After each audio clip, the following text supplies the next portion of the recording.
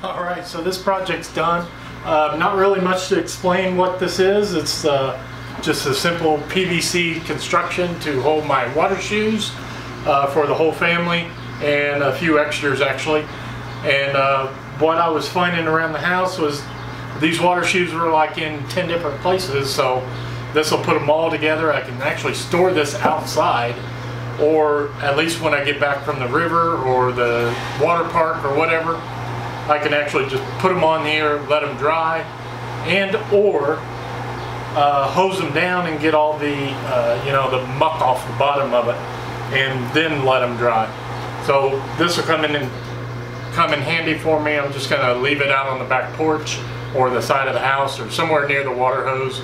That way I can rinse them off when I get done with them and then let them dry outside. So that's all I got for you this week. Thank you for watching. Don't forget to like, share, and subscribe. And as always, I'll see you next time.